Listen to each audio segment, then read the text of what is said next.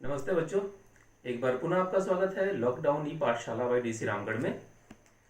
हम आज उपस्थित हैं कक्षा 7 के सब्जेक्ट एसएसटी यानी सामाजिक एवं राजनीतिक व्यवस्था के अध्याय 3 यानी राज्य सरकार।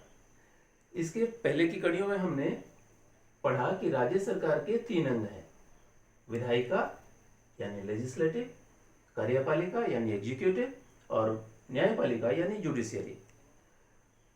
विधायिका की चर्चा के दौरान हमने पढ़ा था कि इसके 3 अंग हैं: राज्यपाल, विधानसभा और विधान परिषद। आज हम इसके कार्यपालिका की चर्चा करते हैं। राज्य सरकार की कार्यपालिका के 2 हिस्से हैं: राज्यपाल और मुख्यमंत्री एवं उनका मंत्रिपरिषद। राज्यपाल यानी गवर्नर कार्यपालिका के संवैधानिक प्रमुख होते हैं। बिल्कुल वैसे ही जैसे केंद्र में राष्ट्रपति देश के संवैधानिक प्रमुख होते हैं, वैसे ही राज्यों में राज्यपाल कार्यपालिका के संवैधानिक प्रमुख होते हैं। सारे प्रशासकीय कार्य राज्य भर के इन्हीं के नाम से संपादित होते हैं। राज्यपाल राज्य के अंतर्गत जितने भी विश्वविद्यालय हैं, सारे विश्वविद्यालयों के कुलाधिपति यानी चांसलर होते हैं।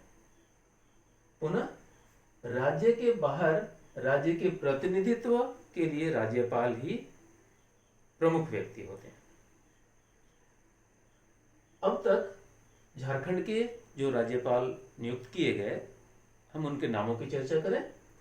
झारखंड के गठन के साथ इसके प्रथम राज्यपाल के रूप में महामहिम प्रभात कुमार ने शपथ लिया था।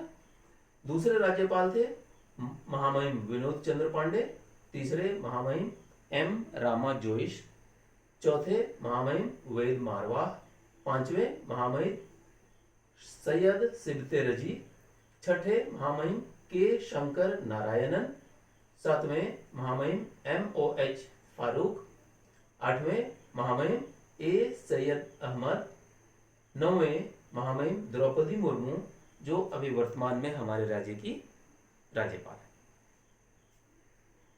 राज्यपाल की संक्षिप्त चर्चा के साथ हम आगे बढ़ते हैं मुख्यमंत्री एवं मंत्रिपरिषद यानी chief minister and his council of ministers.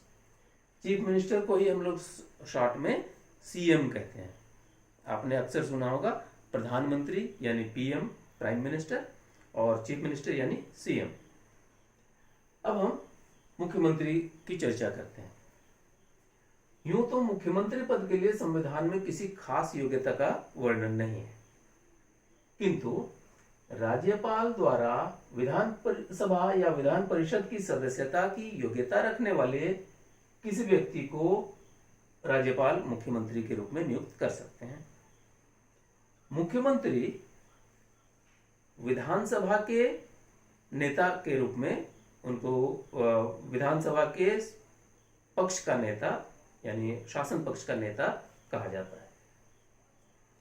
एक ध्यान देने वाली बात है कि राज्यपाल किसी गैर सदस्य को, जो न तो विधानसभा या न विधान परिषद का सदस्य हो, ऐसे व्यक्ति को भी CM यानी मुख्यमंत्री नियुक्त कर सकते हैं, किंतु ऐसे किसी मुख्यमंत्री को जो विधानसभा या विधान परिषद का सदस्य न हो, उन्हें 6 माह के अंदर, शपथ ग्रहण के 6 माह के अंदर सदन की सदस्यता ग्रहण करनी होगी, अन्यथा उन्हें रिजाइन करना होगा, त्याग पत्र देना होगा।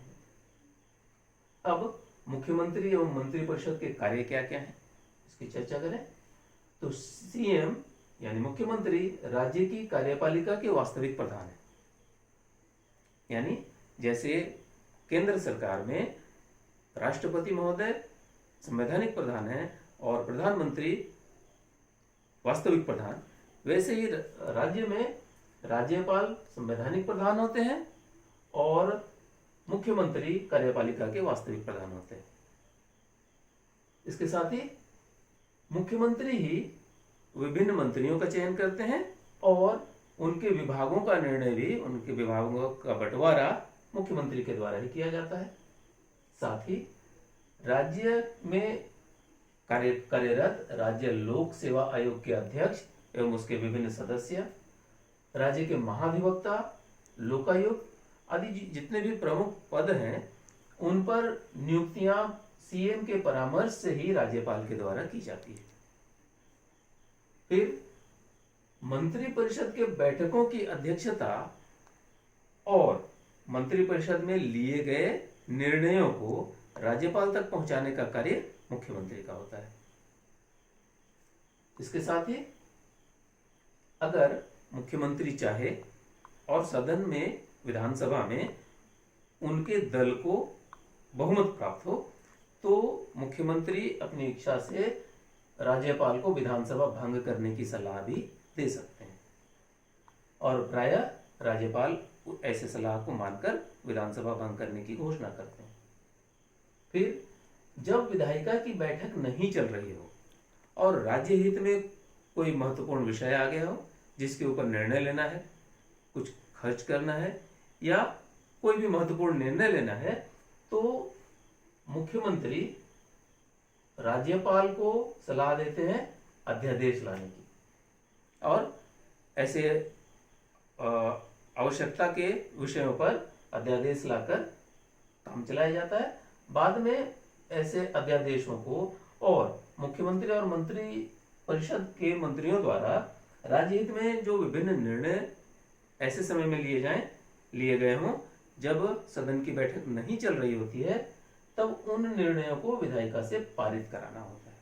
यानी मुख्यमंत्री और मंत्रिपरिषद द्वारा राज्यपाल की सलाह से लाए गए, राज्यपाल को सलाह देकर लाए गए अध्यादेश और ऐसे तमाम निर्णयों को जब विधायिका यानी विधानसभा और जिन राज्यों में विधान परिषद भी है, वहां जब उनकी बैठकें होंगी तो उन बैठकों में विधायिका से ऐसे निर्णयों को पारित कराना आवश्यक होता है। तो कक्षा 7 के स्तर की हमने जानकारी ली मुख्यमंत्री और मंत्री परिषद के बारे में। अब हम अपने राज्य में अब तक हुए मुख्यमंत्रियों की चर्चा करें। झारखंड की स्थापना के साथ इसके प्रथम मुख्यमंत्री श्री बाबूलाल मरांडी हुए, दूसरे श्री अर्जुन मुंडा, तीसरे श्री शिबू सोरेन, चौथे श्री अर्जुन मुंडा पुनः मुख्यमंत्री बने थे। पांचवें मुख्यमंत्री हमारे मधु कोड़ा, छठे मुख्यमंत्री शिबू सोरेन जो तीसरे मुख्यमंत्री हुए थे। सातवें स्थान पर राष्ट्रपति शासन लगा था। तब राज्य में संविधानतः ऐसी स्थिति नहीं थी कि कोई व्यक्ति राज्य में शासन कर सके, तब राज्य में राष्ट्रपति शासन लगाया गया। पुनः 8वें मुख्यमंत्री के रूप में शिबू सोरेन ने शपथ ली और एक बार फिर से राष्ट्रपति शासन लगा। राष्ट्रपति शासन के बाद 10वें मुख्यमंत्री के रूप में अर्जुन मुंडा जी ने शपथ ली और पुनः राष्ट्रपति शासन लगाना पड़ा और 12वें मुख्यमंत्री श्री हेमंत सोरेन बने। 13वें मुख्यमंत्री के रूप में श्री रघुवर दास ने अपना कार्यकाल पूरा किया और 14वें मुख्यमंत्री श्री हेमंत सोरेन हैं जो अभी हमारे वर्तमान मुख्यमंत्री हैं। तो उम्मीद है कि आज की कक्षा आपको पसंद आई होगी और ज्ञानवर्धक लगी होगी। तो हम एक बार पुनः इस सिलसिले को आगे बढ़ाएंगे और मिलते हैं अगली कक्षा में। आप अपना ख्याल रखें और पढ़ाई जारी रखें। धन्यवाद।